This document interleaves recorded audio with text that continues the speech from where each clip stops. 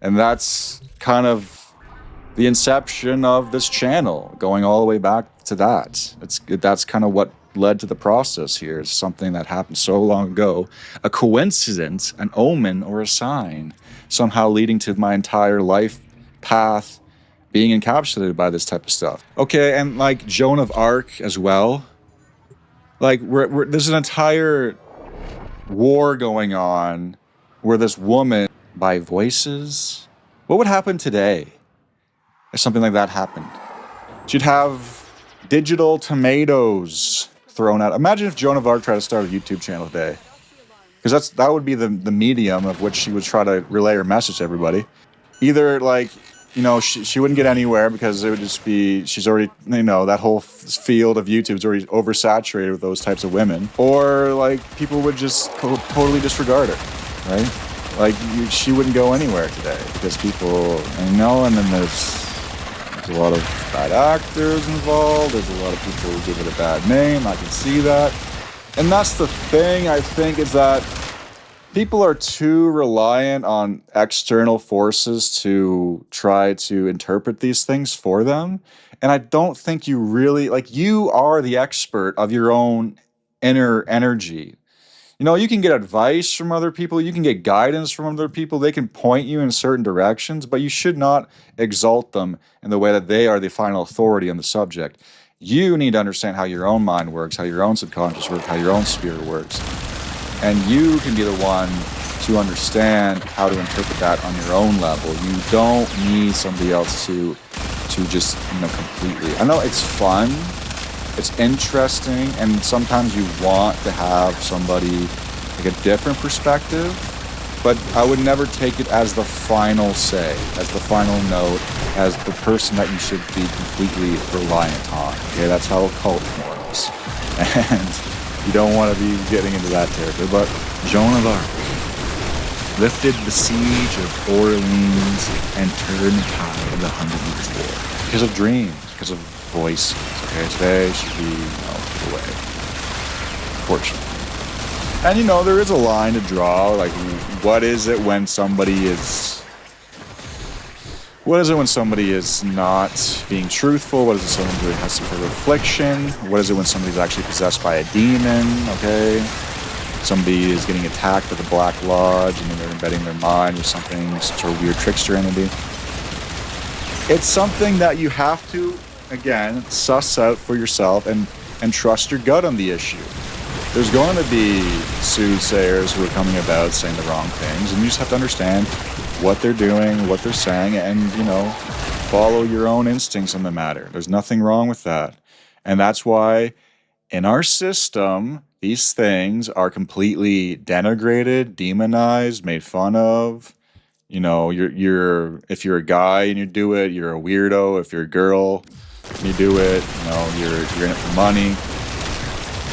But some of the most intelligent guys I see on YouTube who are into this stuff are like masters of this intuitive, you know, type of thinking. They're not dummies. Okay, some of these guys are like completely like insanely highly intelligent people that I'm like, wow, this person is brilliant. And that's the thing, like, integrated intelligence in today's world is only seen as, you know, math, science. It's changing a bit, but these are the things that are held to the levels of exaltation. And anything in regarding the humanities, anything like that, oh no, don't do that, you know, just stick in, you know, to the 3D realm.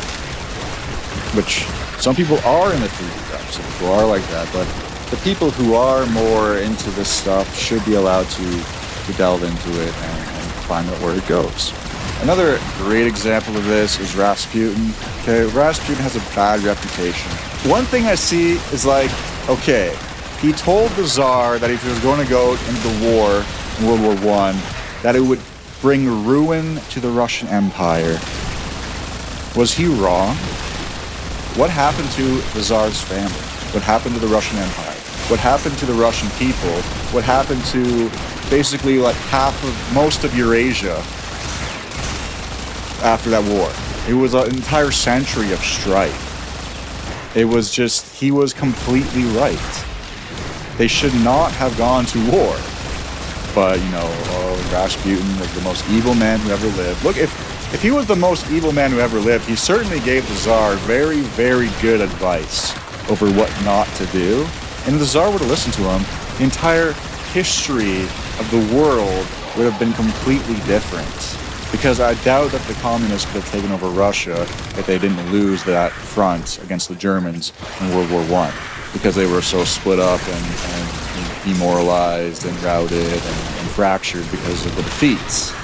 What was that? Was that just a coincidence that Rasputin happened to be right about the war? What was it? Okay, he was a mystic. He somehow used his mystical abilities to go from peasant all the way up to advisor to the Emperor of Russia. Think about, okay, we're going to use a bit of a Crusader Kings 2 metaphor. Anybody familiar with Crusader Kings 2 or 3 is going to understand this very well. Imagine you're born a peasant, which typically isn't even a playable character in the game because you're so low.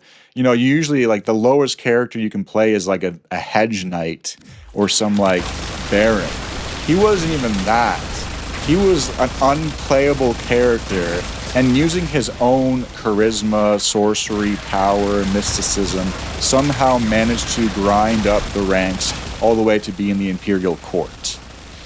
Okay? That is unheard of. That is very, very rare. But, you know, this guy somehow, he was just really good at talking. He obviously had some sort of power associated with him. There's no way you could just talk your way up to that level of influence and power. Especially with Russians. Russians are pretty stark people. They're not going to take your BS, your fluffy, fairy BS if you're lying. Okay, especially back then. So obviously Rasputin had some sort of power to him. Otherwise there would be no way he'd be able to get that far. And he was right about the war. So there you go.